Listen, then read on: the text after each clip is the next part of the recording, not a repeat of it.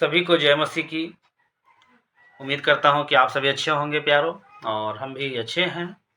और हम लोग आज देखेंगे मत्ती रचित सुसमाचार, जिसका 5 अध्याय और 3 से 12 पद तक।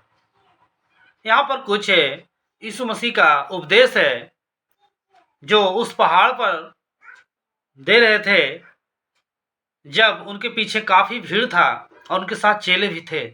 तब वो पहाड़ों पर जाके चढ़ गए और वहां पर वो मुंह खोलकर अपना उपदेश देने लगे।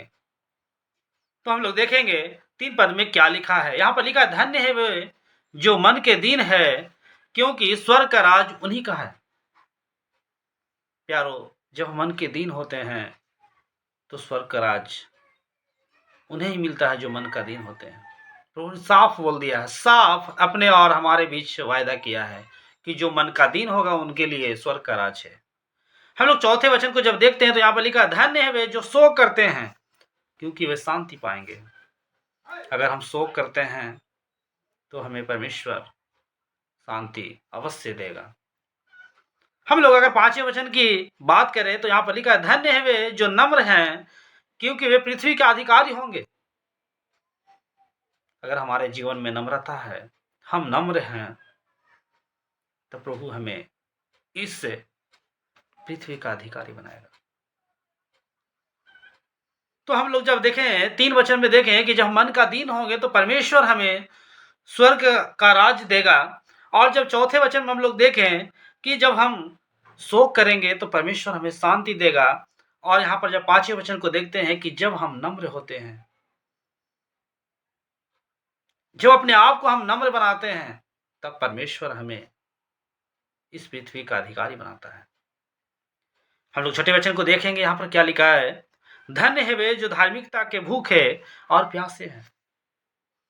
प्रभु उन लोगों के लिए भी क्लियर कर दिया है कि जो परमेश्वर के खोजी हैं, यानी वो धार्मिकता के भूखे हैं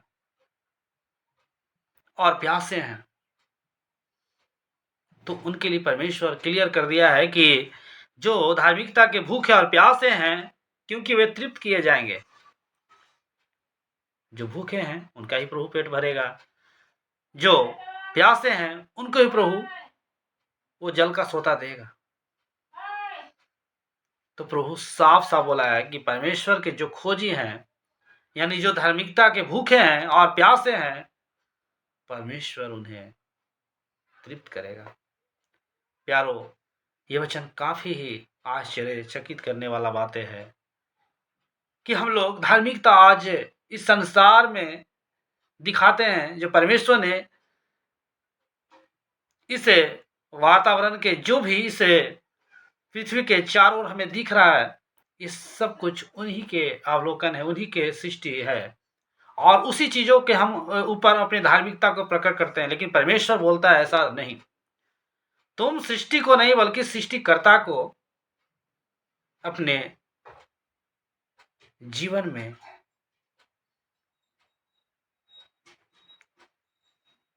उतारो।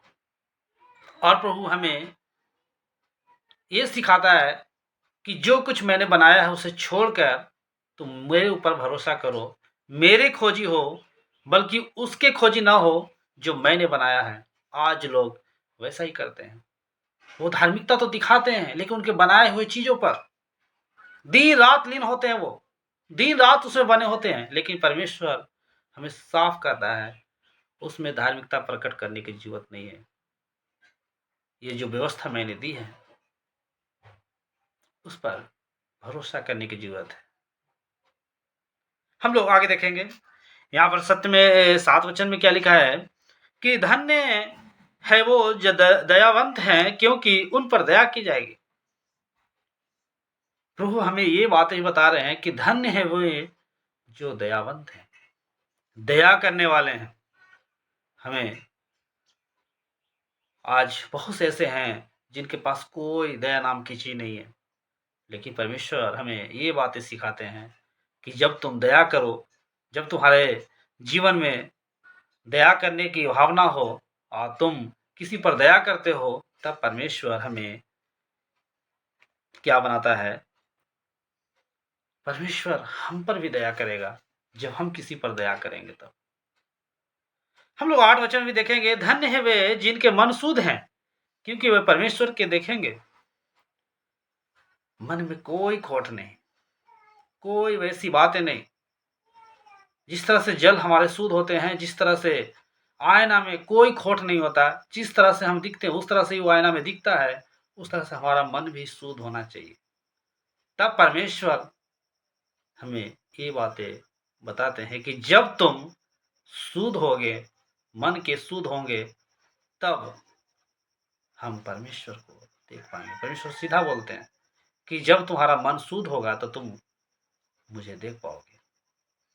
हम लोग 9 वचन में देखेंगे कि धन्य है वे जो मेल कराने वाले हैं, क्योंकि वे परमेश्वर के पुत्र कहलाएंगे। यही चीज आज लोग नहीं करते हैं। एक दूसरे को हमेशा वो बिखेरना, अलग करना जानते हैं, लेकिन मेल मिलाप कराना नहीं जानते। आज देखिए, आज संसार में क्या हो रहा है, एक दूसरे से बैर डा, ये सब फूट, लड़ाई झगड़ा, ये सब एक दूसरे को हेल्प नहीं करना, सपोर्ट नहीं करना। अगर दो व्यक्ति आपस में लड़ गया है तो उसे छुड़ाते नहीं है, बल्कि कहते हैं अच्छा किया। लेकिन परमेश्वर हमें ये चीजें नहीं सिखाता है। परमेश्वर हमें ये बातें सिखाते हैं कि जो मेल कराता है, जो मेल कराने वाला है, जो एक दूसरे को जोड़ने वाला है, तोड़ने वाला नहीं है, परमेश्वर पसंद करता है और बोलते हैं कि वो मेरे पुत्र कहलाएंगे। प्यारो, हमें भी पुत्र अगर कहलाना है तो परमेश्वर ने जैसे हमसे मेल किया, जैसे हमसे मेल मिलाप किया, वो परमेश्वर के पुत्र होते भर में भी से पृथ्वी पर आया और एक मनुष्य रूपी अपना जीवन धारण किया और हमसे मेल किया। ऐसा नहीं है कि वो पृथ्वी पर आया मनुष्य रूप तभी हमसे मेल मिलाप किया, लेकिन वो स्वर्ग में था, उस समय भी परमेश्वर हमसे मेल मिलाप रखा। हम उसके तुल्य नहीं है, फिर भी परमेश्वर ने हमें दया से चुना। हम क्यों ना दया करें लोगों पर, हम क्यों ना नम्र हों,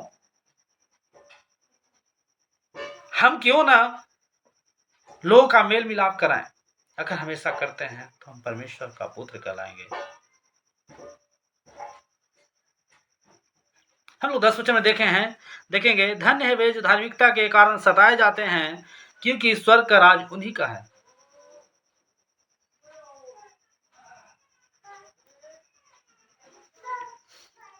यहाँ पर साफ लिखा गया है।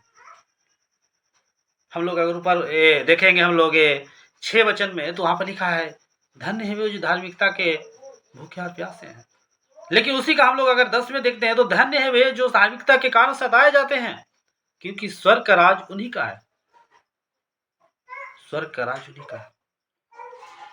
हम धार्मिकता के भूखे हैं, प्यासे हैं, ये तो क्लियर है, और परमेश्वर हमें तृप्त करेगा। लेकिन कहीं ना कहीं अगर हमारे जीवन में दुख, संकट, बहुत सी ऐसे विपत्तियां और बहुत सी ऐसी हमें सामना करना पड़ेगा समस्याओं का, उस समय हमें परमेश्वर पर धैर्य रखना है, परमेश्वर के ऊपर भरोसा रखना है। तब जाके हम उससे स्वर्ग का राज का अधिकारी होंगे। तब परमेश्वर हमें स्वर्ग का राज देगा। तो परमेश्वर एकदम साफ बात है। यहाँ पर कितना सरल हमें लिखा है, इसमें एकदम लिखा गया वचन में कि धन्य है वे जो धार्मिकता के कारण सताए जाते हैं। जब लिखा हुआ है कि धन्य है वे जो धार्मिकता के कारण सताए जाते हैं, तो सच में जब हमें सताया जाए, जब हमारे ऊपर विपत्तियां आए, जब हमारे ऊपर वैसी समस्याएं आए, तब हमें उस समय खुश होना चाहिए कि परमेश्वर ने हमें पहले ही आगाह कर दिया कि तुम पर समस्या आएगा, तुम पर संकट आएगा, फिर भी तुम मुझसे दूर मत होना, क्योंकि मैं ही तुम्हारा परमेश्वर हूं और हमेशा तुम्हारा सोचते रहता हूँ, मेरी आंखें हमेशा तुम्हारे ऊपर लगी रहती है। तो परमेश्वर को हमें छोड़ने की जरूरत नहीं है। लोग चाहे कुछ भी करें, कुछ भी कहें, लेकिन उनकी बातों को मानने की जरूरत नहीं है, क्योंकि परमेश्वर हमारा महान है। हम लोग उसी का 11 वचन में अगर देखते हैं, तो धन्य हो तुम जब मनुष्य मेरे कारण तुम्हारी निंदा करे और सताए और झूठ बोल बोल कर तुम्हारे विरोध में सब प्रकार की बुरी बातें कहे। अभी जो बातें बोल रहे थे वही बातें। बहुत से लोग झूठ बोलेंगे, ये है वो है, लेकिन हमें उस चीजों के ऊपर फोकस नहीं करना है। जो हमें इस व्यवस्था जो हमें दिया गया है, परमेश्वर ने जो खुद ये बातों को लिखा है, हमें इस चीजों पर भरोसा करने की जरूरत है। परमेश्वर साफ लिखा है। बहुत से लोग हमें झूठ बोलेंगे, बहुत से लोग हमें मारने की कोशिश करेंगे, बहुत से लोग हमें सताएंगे, हमें निंदा करेंगे, परमेश्वर की निंदा करेंगे, लेकिन हमें उस समय भी कंट्रोल रहना है। विरोध करेंगे, मेरे विरोध में हो सकते मेरे कुटुंबी हो, मेरे परिवार हो सकते मेरे माँ पिता, भाई बहन, पड़ोसी, कोई भी हो सकते हैं। डरना नहीं है, परमेश्वर हमारे साथ है। आपका कोई भी आपका पड़ोसी या कोई रिश्तेदार, आपके माँ पिताजी भाई बहन कोई साथ हो या ना हो, परमेश्वर हमेशा आपके साथ है। तो आपको डरने की जरूरत नहीं है, क्योंकि हम लोग अगर 12 वचन को देखते हैं तो उसमें लिखा है, तब आनंदित और मग्न होना, क्योंकि तुम्हारे लिए स्वर्ग में बड़ा फल है। उस पर हमें ध्यान देने की जरूरत नहीं है, उस विरोध पर फोकस करने की जरूरत नहीं है। होने दीजिए विरोध, जो हो रहा होने दीजिए, लेकिन उसमें भी आप आनंद समझिए। अगर आपका जान भी चला जाए कोई बात नहीं, क्योंकि परमेश्वर बोले हैं। और हम लोग एक भजन को जब देखते हैं तो उसमें लिखा है, जीना मसीहा मरना नफा है। हम जिए तो मसीह के लिए और मरे तो भी कोई दिक्कत नहीं है, फिर भी प्रभु हमारा साथ है। मरने के बाद भी अगर परमेश्वर साथ है तो हमें उन पर भरोसा करने की जरूरत है, उन पर विश्वास करने की जरूरत है, मनुष्य पर नहीं। कोई बात नहीं है, मेरे शरीर को ना घात करेंगे, करने दीजिए, ये मेरा शरीर ऐसे भी नष्ट होने वाला चीज है, लेकिन मेरी आत्मा को जो परमेश्वर मुझे चाहता है, मेरी आत्मा को सेफ रखेगा। ये शरीर घात करके क्या करेंगे मनुष्य। तो परमेश्वर महान है कि तब हमें परमेश्वर ने ये बातें बताया कि तब तुम आनंदित होना जब तुम्हारे विरोध में खड़े होंगे लोग, और मग्न होना क्योंकि तुम्हारे लिए स्वर्ग में बड़ा फल होगा। बड़ा फल मतलब सोच रहे, प्रभु बोल सकते थे छोटा फल, लेकिन बड़ा फल बोल रहे हैं। बड़ा फल कौन नहीं चाहता है,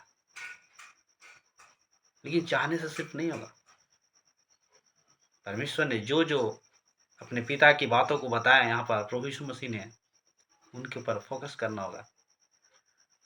जैसे हम लोग देखें 3 वचन में हम लोग क्या देखें, जो मन का दीन है, मन का दीन होना पड़ेगा, शोक करना पड़ेगा, नम्र होना पड़ेगा, हमें दयावंत होना पड़ेगा, अपने मन को शुद्ध करना पड़ेगा, हमें मेल कराने वाला होना पड़ेगा।